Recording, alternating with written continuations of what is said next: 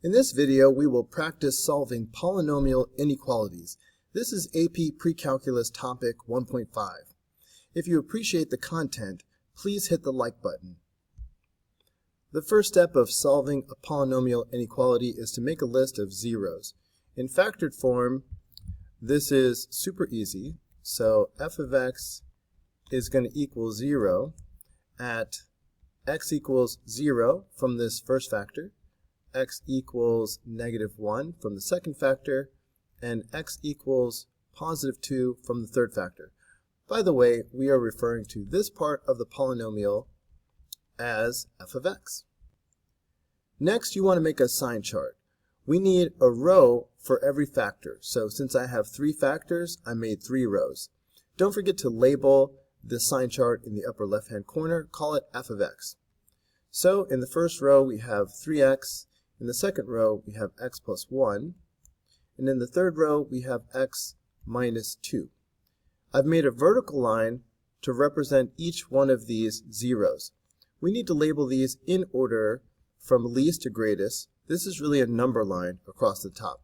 So be sure to put the -1 first, and then the 0, and then the 2. Next, we decide whether these factors are positive or negative in each interval. Let's start with 3x. 3x gave us the 0 of 0. So this is the only place where the sign might change. 3x is going to be negative to the left of 0 and positive to the right of 0. X plus 1 gave us a 0 of -1.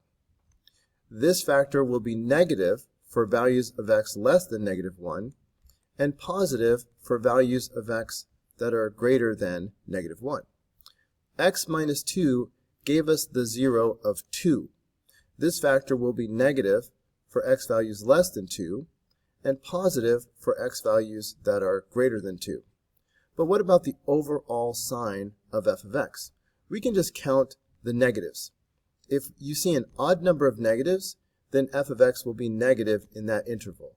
If you see an even number of negatives, f of x will be positive in that interval.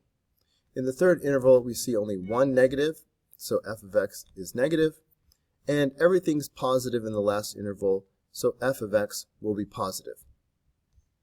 Next, we need to decide, are we looking for where f of x is negative or positive? Well, the inequality says that f of x is less than 0. That means we are interested in where f of x is negative. So the solutions will be in these intervals.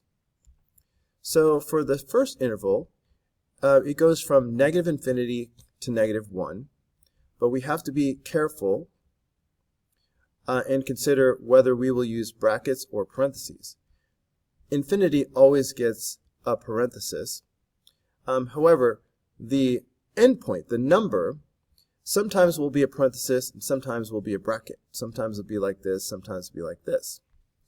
And that depends on whether we have a less than or equal to. If we only want the values that are less than 0, then we do not want to include values like -1 where f of x is equal to 0.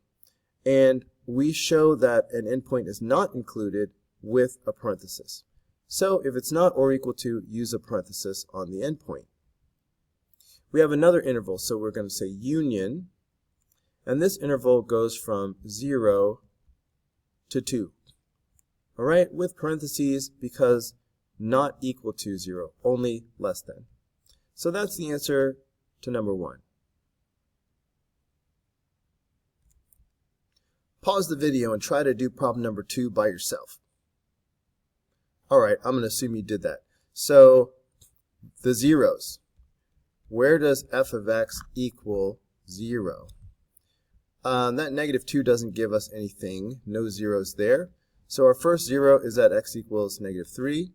And then we'll have another one at x equals +6. So we only have 2 zeros. Time to make the sign chart.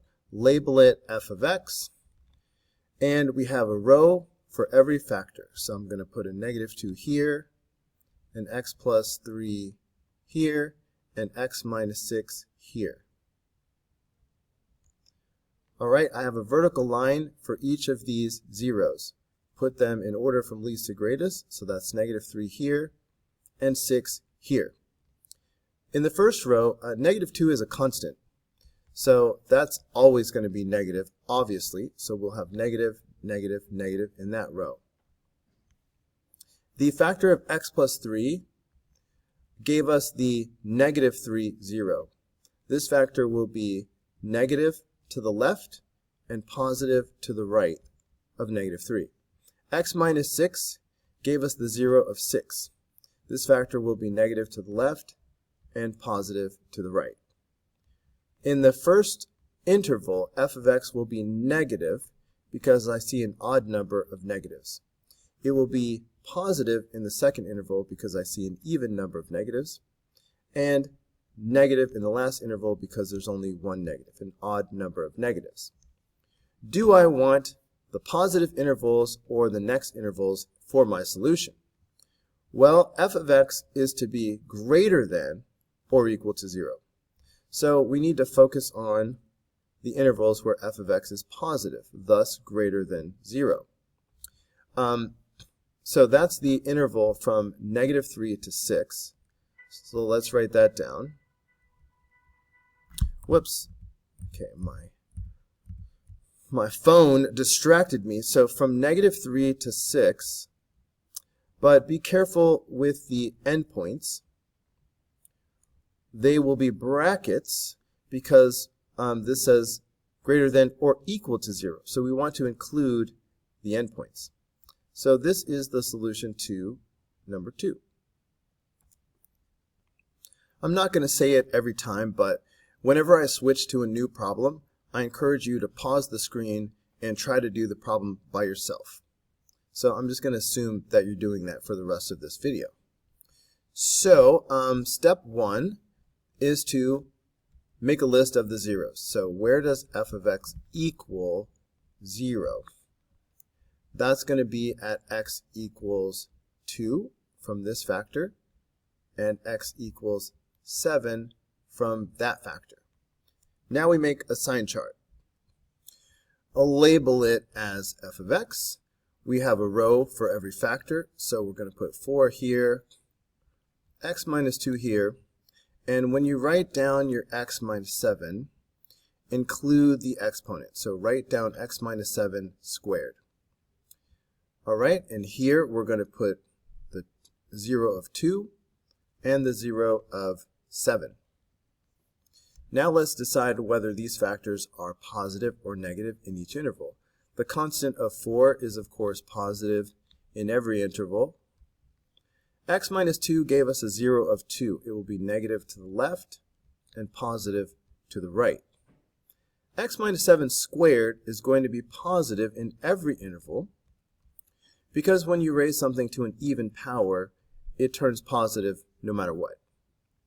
F of x overall will be negative in the first interval because we have only one negative, and it will be positive in the other two intervals because it's all positives. We are interested in the intervals where f of x is positive because we want to know where f of x is greater than or equal to 0. So because we have these two consecutive intervals and the number in the middle is included, right, because we want greater than or equal to 0, so that makes the even the 7 is included in this, then we don't need two separate intervals. Our solution can be one interval that goes from 2 to infinity. In fact, maybe I'll highlight the 2 also, just to emphasize that because of the or equal to, the 2 and the 7 are all included. So we will say bracket 2 to infinity.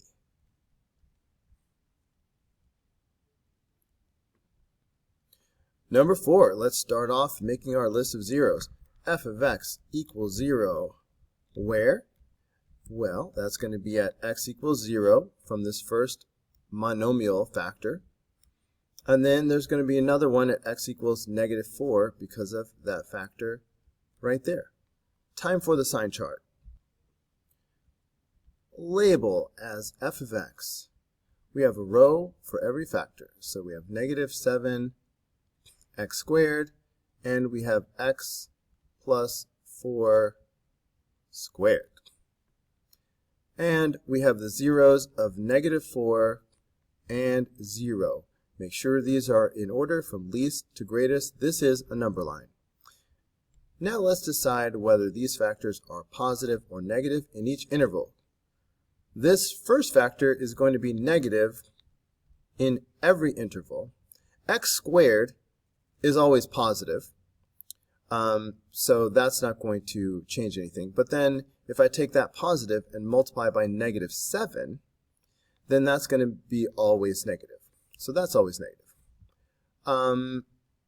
The next row is going to be all positive, because if you square something, that's just always going to be positive.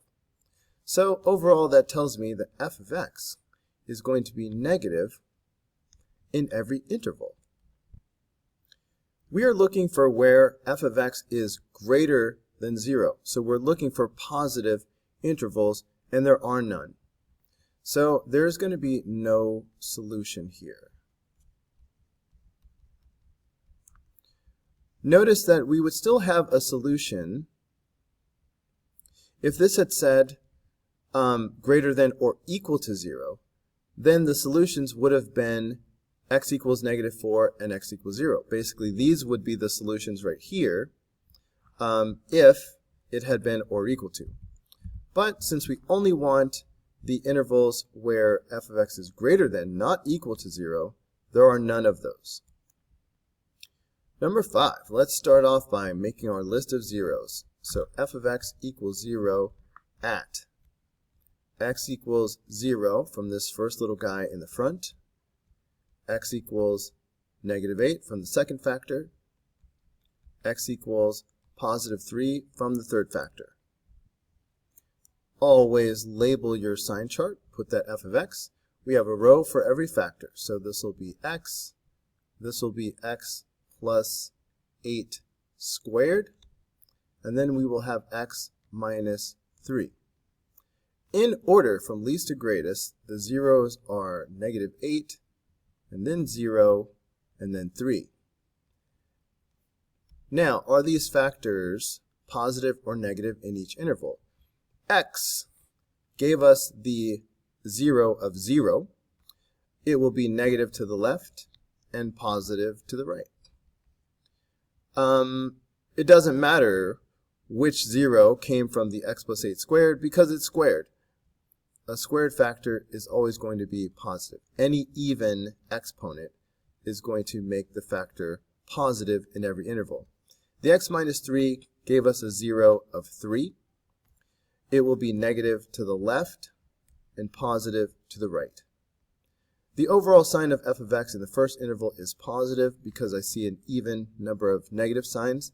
Similarly, it will be positive in the second interval, same reason. It will be negative in the third interval because of the one negative sign, and positive in the last interval because of all the positives. For this problem, I'm going to highlight the solution set on the number line across the top. That will help me avoid a common mistake. We are looking for where f of x is less than or equal to 0. Let's start with the equal to 0 part. We know that f of x is equal to 0 at 0, negative 8, and 3. That means that 0, negative 8, and 3 should all be included in the solution set. In addition, we are looking for where f of x is less than 0. That's where f of x is negative, which is on this interval right here. A common mistake would be to just write the solutions from 0 to 3. We will use a bracket on the 0 to show that 0 itself is included in the solution set, and we will use a bracket on the 3 for the same reason. But be careful, this lone point at negative 8 is a solution. It is where f of x is equal to 0, one of the places, and we do want all of the places where f of x is less than or equal to 0. including that negative 8. We will show that negative 8 is a solution by writing it in braces like this. We write a list in braces when we do interval notation, and technically a single negative 8 is a very short list. So this is the answer to number 5. Number 6. Let us list off our zeros. Where does f of x equal 0? That's going to be at x equals negative 5, at x equals 1, and x equals 9. Time for the sign chart. Let's call it f of x. We have a row for the x plus 5, a row for the x minus 1, and a row for the x minus 9 squared. And then the zeros, in order from least to greatest, are negative 5, and 1, and 9. Are these factors positive or negative in each interval? Well, x plus 5 gave us a 0 of negative 5. It will be negative to the left and positive to the right. X minus 1 gave us a 0 of 1. It will be negative to the left and positive to the right. X minus 9 squared is always positive because it is squared. Positive, positive, positive, positive. The overall sign of f of x is positive in the first interval because we have an even number of negatives. Similarly, it will be negative in the second interval. We only have one negative, and it will be positive in the last two intervals. We are looking for values of x that will cause the polynomial to be less than 0. So that's where f of x is negative. Because it didn't say or equal to 0, we are not going to include the endpoints in the solution. We will show that the endpoints are not included by using parentheses. So you can write the solution like this or like this. Number 7, we're going to start by finding the zeros of the function. So where does f of x equal 0? That's going to be x equals 0 from this first factor in the front, the monomial. And then we have x equals negative 4 from the second factor, and x equals positive 2 from the third factor. Now we make the sign chart. We have a row for the negative x, we have a row for the x plus 4 squared, and we have a row for the x minus 2 squared. And then across the top we put the zeros in order from least to greatest. So negative 4, 0, and then 2. The negative x gave us the 0 of 0, and negative x will be positive to the left of 0, and negative to the right of 0. Whoops. X plus 4 squared will always be positive because when you square something it's always positive, and x minus 2 squared will be positive in every interval for the same reason. The overall sign of f of x will be positive in the first interval, positive in the second interval, negative in the third interval because of the lone negative, and negative in the fourth interval for the same reason. We are looking for where f of x is less than or equal to 0. Let's start with the equal to 0 part, and we know that f of x equals 0 at 0, negative 4, and 2. That means 0, negative 4, and 2 will be included in the solution. In addition, we need to indicate where f of x is less than 0. That's where f of x is negative. So that's going to be on these intervals right here. Let's start with the interval from 0 to infinity. Use a bracket to show that 0 itself is included. Do not separate this into two different intervals. All of the solutions are included starting from 0 and going to infinity. So you wouldn't separate this into two intervals unless you had an open circle right here, like maybe where f of x would be undefined. But in this case, we will simply say 0 to infinity. a common mistake would be to stop and indicate that this is the final answer.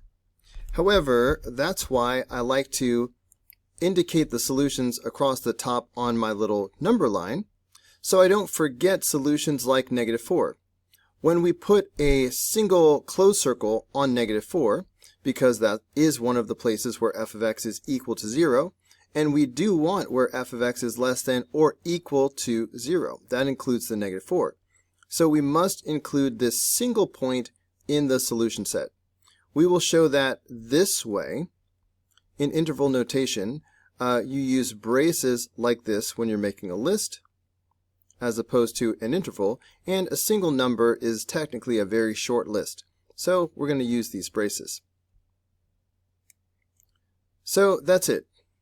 The solution set is -4 and the interval from 0 to infinity. Number 8. Let's find those zeros. So we have 1 at x equals 0 from the monomial. We have 1 at x equals -7. And we have 1 at x equals +4. Time for the sign chart. We have a row for each factor. So we have x to the third, x plus 7, and x minus 4 squared. Don't forget the exponent that does affect the answer. And we have the zeros in order across the top. So -7, 0, and 4.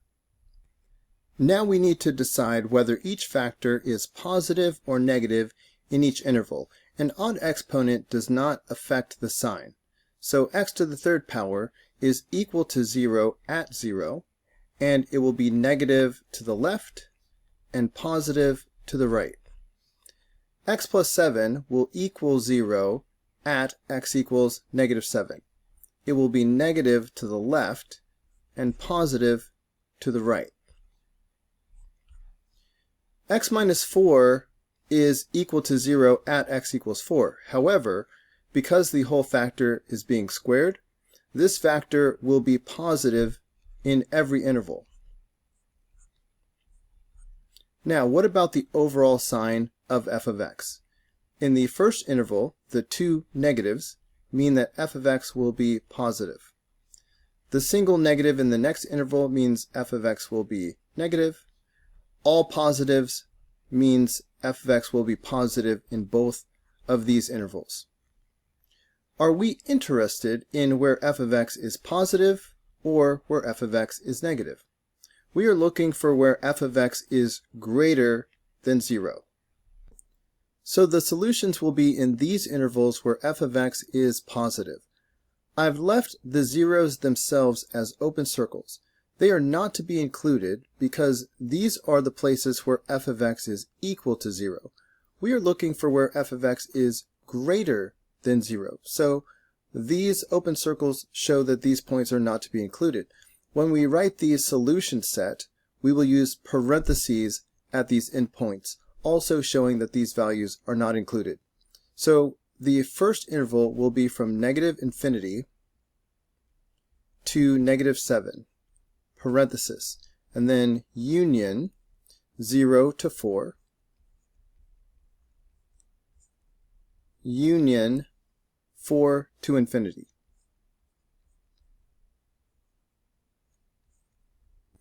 Caution! Do not try to make one big interval from 0 to infinity. This is wrong because it includes a point where x is equal to 0, not greater than 0. So do not do this. That's a common mistake. And here's what the solution would look like written with inequalities. Hey guys, don't forget to like and subscribe, but also if you found this video helpful, there's a lot more where that came from. You can click the upper link, which will take you to the whole unit playlist, or you can click the lower link, which will take you to the next video in the playlist. See you there.